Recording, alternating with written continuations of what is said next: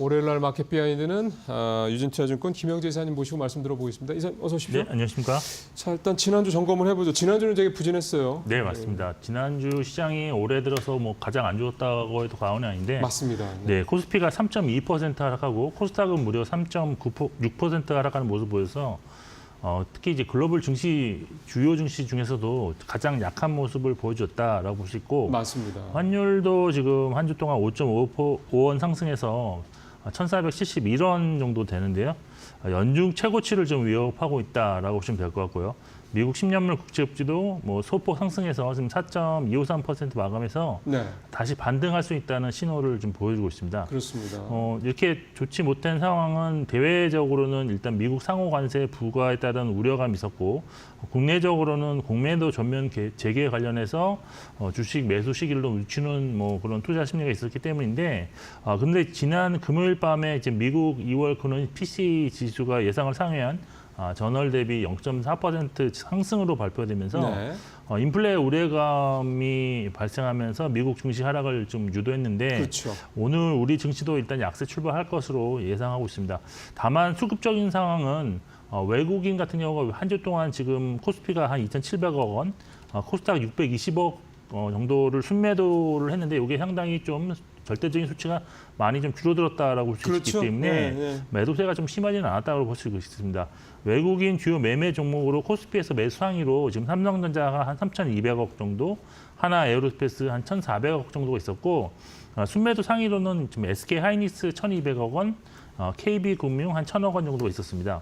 코스닥에서는 이제 고용을 한 176억 원 순매수했고, 주성 엔지니어링을 171억 원 순매수했습니다. 그리고 순매도 상위로는 HLB가 295억 원 순매도, 에코프로 149억 원 순매도했습니다.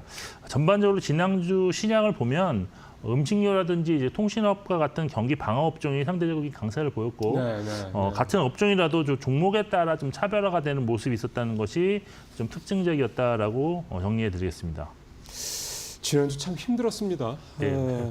비교적 삼성전자는 앞서 뉴스 브리핑에서 제가 뭐 잠깐 말씀드렸습니다. 비교적 그래도 견조한 모습을 보이긴 했는데, 여기서도 보니까 외국인이 삼성전자는 계속 산 게 나타나네요. 하이닉스는 팔고요.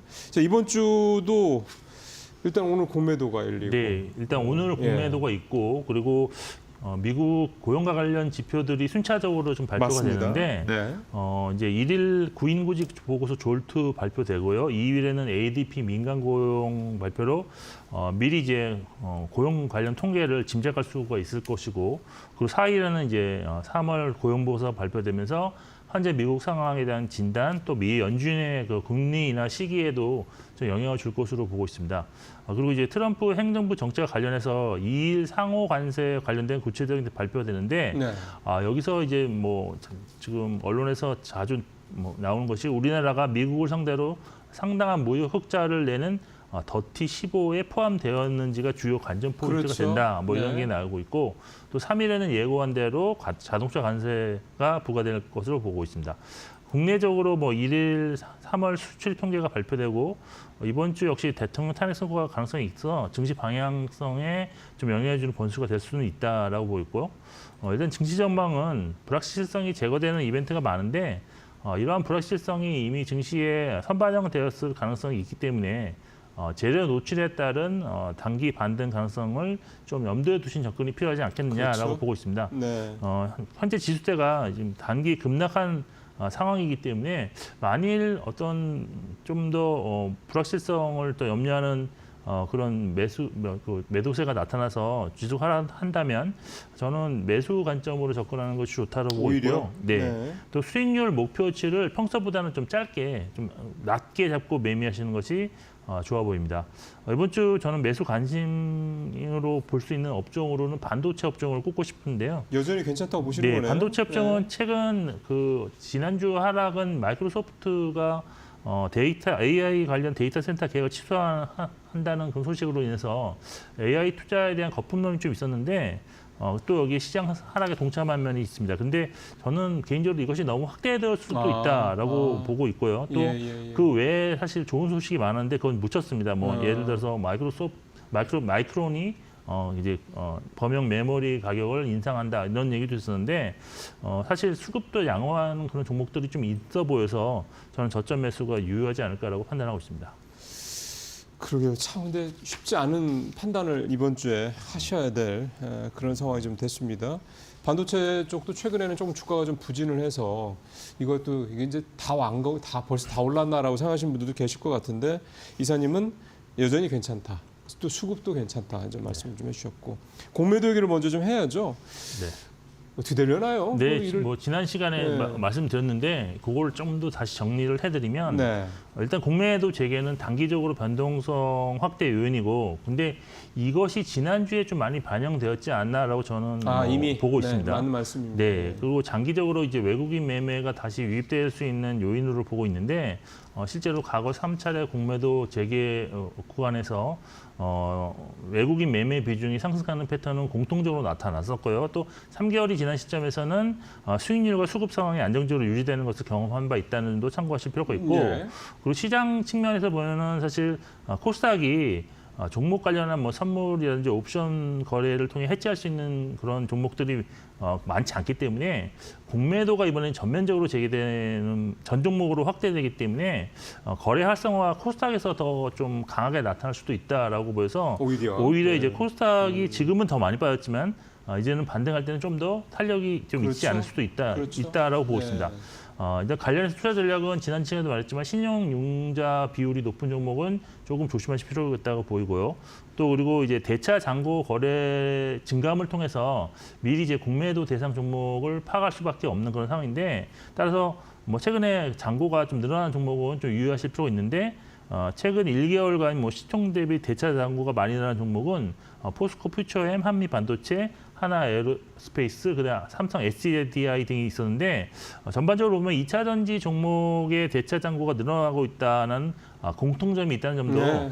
좀 참고를 하시면 좋을 것 같습니다. 그러니까 그 얘기는 대차 잔고가 많이 쌓였다는 얘기는 그 대차 잔고 쌓이는 물량들이 공매도로 갈 가능성이 높다 이렇게 이해를 하면 되는 겁니까? 그렇죠. 왜 그랬냐면 그 전에는 이제 뭐 무차익 공매도도 뭐 불법적으로 조금 있긴 있었지만 이번에는 확실하게 다 대차를 공매도, 예. 잔고를 확보한 예. 상에서 공매를 하기 때문에 공매도 하고 싶은 종목이 있으면 미리 대차를 확보해야 되기 때문에 잔고가 늘어난다는 얘기는 결국 이것이 공매도로 연계될 개연성이 좀 있지 않겠느냐. 그래서 그런 시그널을 보고 우리가 판단할 수밖에 없다. 지금 현재는 속을 알 수는 없으니까. 그렇죠. 네. 그렇죠. 그래서 다 한다는 얘기는 아닌데 네. 그럴 가능성이 높다는 네, 그렇습니다. 거고. 뭐, 예. 예를 들어 삼성전자 같은 경우는 진혁이는 한 달 새 공매도가 4% 대차 잔고가 줄었더라고요. 네. 그럼 이런 거는 공매도를 할 가능성이 그만큼 더 줄어들다 이렇게 또 이해하면 되는 겁니까? 뭐 그렇게 이해할 수도 있는데 일단 하여튼 공매도를 줄어든다 뭐 이거보다는 공매도 할 수 있는 그런 그 개연성이 조금은 낮아졌다 이런 정도로 해석하시면 좋을 것 같습니다. 그러게요. 네. 너무 근데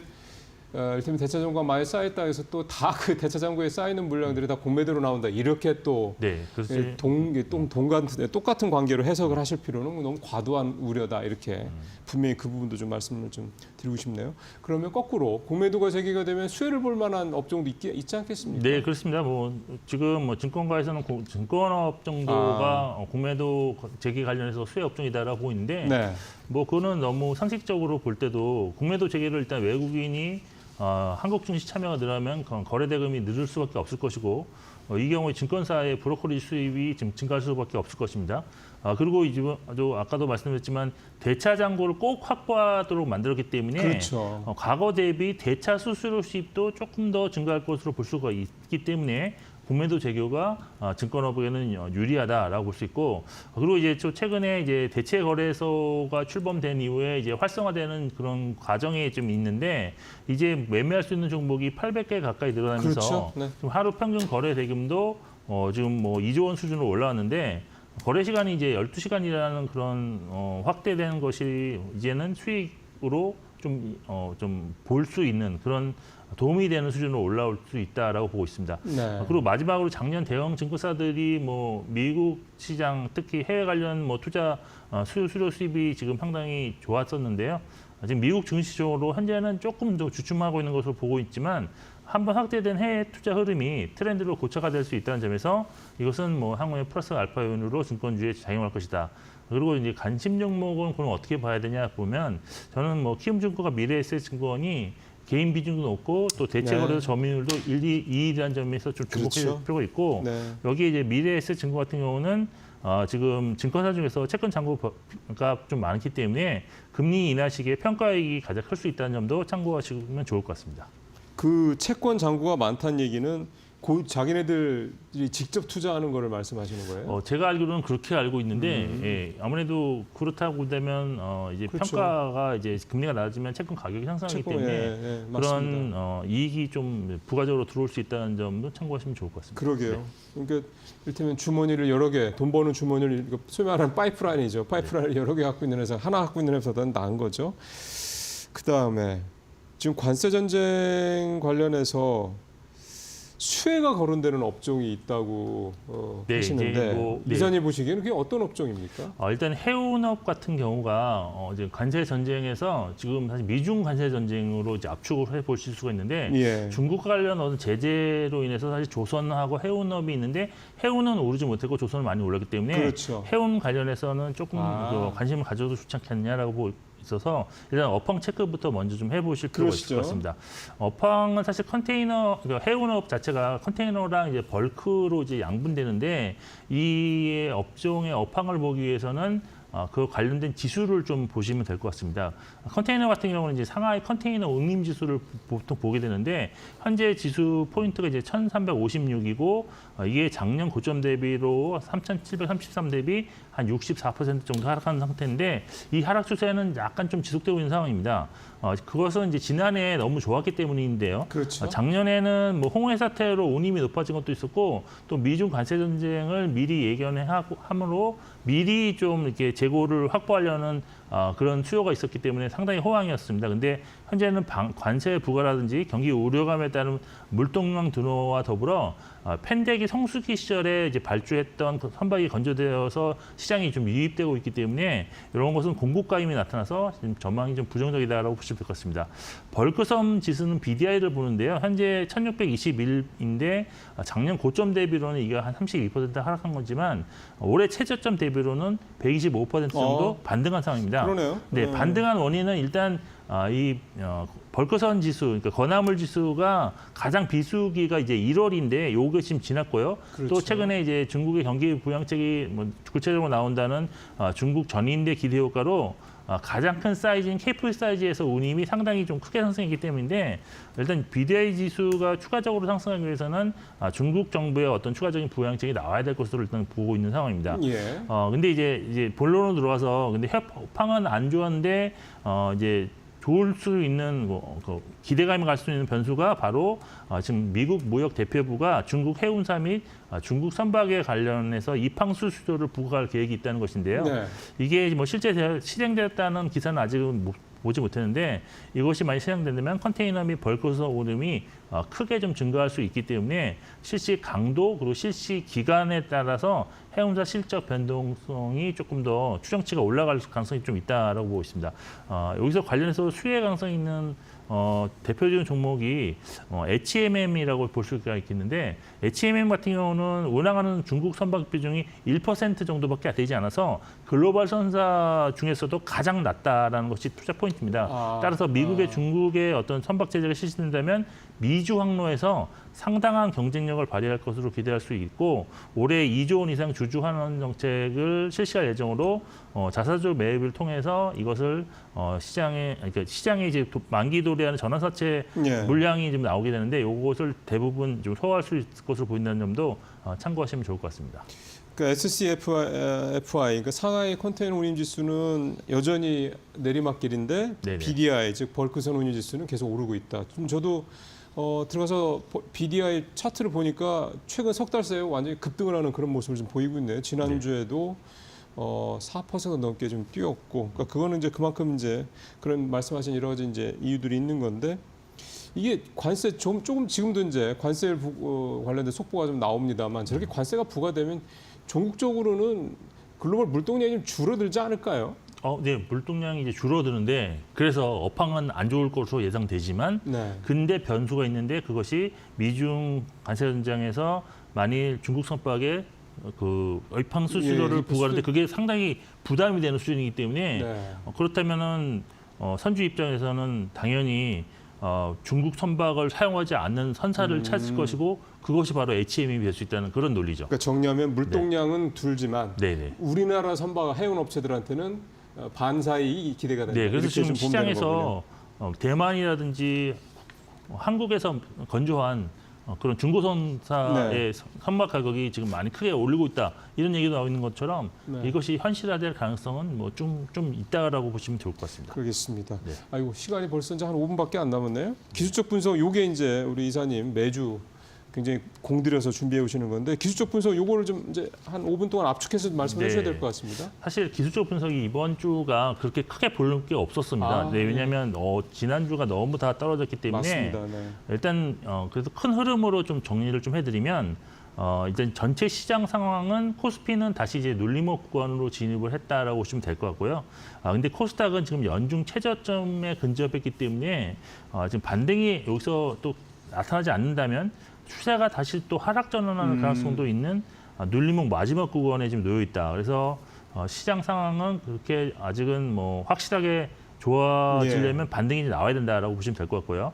일단 코스피에서 신규로 추세 상승 전환이 없었고 종이 목재 업종은 하락 전환했다. 그리고 상승 전환 가능성보다는 하락 전환 가능성 있는 업종만 있었는데 대표적으로 화학, 의약품, 의료 종밀 업종이 하락 전환할 수 있다. 그래요? 네.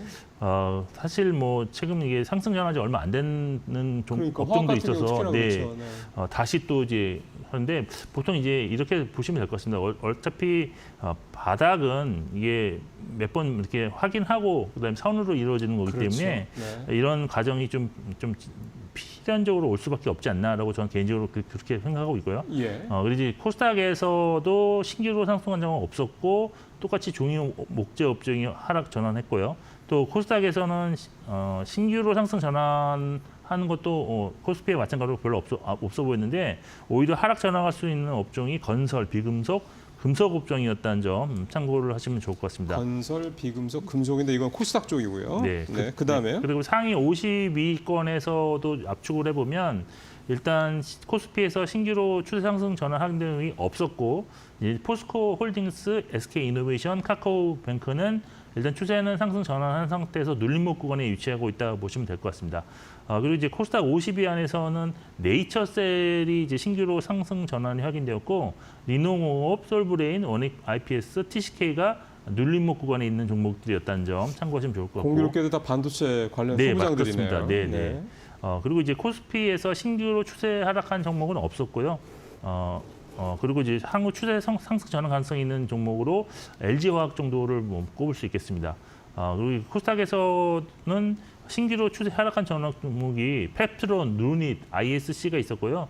향후 상승 전환 가능성이 있는 종목은 CJ ENM으로 나타났습니다.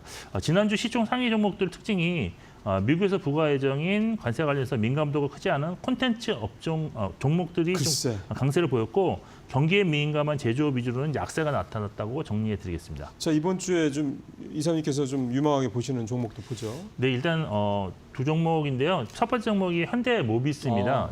현대모비스가 기술적 분석상으로 접근해 본다면 상승 추세 전환은 작년 10월에 발생해서 이후 꾸준한 상승 흐름을 보였다고 볼 수 있는데 근데 이제 지난 5개월 동안 진행되었던 어떤 박스권 고점을 지난주에 돌파하는 모습을 보여줘서 향후 좀 추가 상승 기대감을 높이고 있는 상황입니다. 수급적으로 지금 외국인이 2월 이후에 한 1,100억 정도 순매수해서 상당히 좀 좋은 흐름을 보이고 있고 기간은 한 75억 순매도랑 이건 간망세 정도로 보시면 될 것 같습니다. 펀더멘털적으로는 일단 저평가되었다는 점 그리고 경기 둔화로 AS 부품 수요가 증가되는 점이 투자 포인트인데 미국에서 지금 AS 사업을 진행 중인 미국 기업 오토존의 주가가 이제 밸류에이션을 해보면 PER이 한 24배인데요. 근데 지금 현대모비스 PER이 5.6배라는 점에서 좀 상대적으로 너무 저평가된다는 점에서는 충분히 상승 여력은 있다라고 보시면 될 것 같습니다. 지난주에 현대자동차 관세 갑자기 부과 때문에 실제로 주가도 좀 많이 올랐다 떨어졌잖아요. 네네네. 모비스는 그래도 잘 되네요. 네, 짧게 하나만 더 삼성전자는 하죠. 사실 네. 지난주랑 거의 똑같은 내용인데요.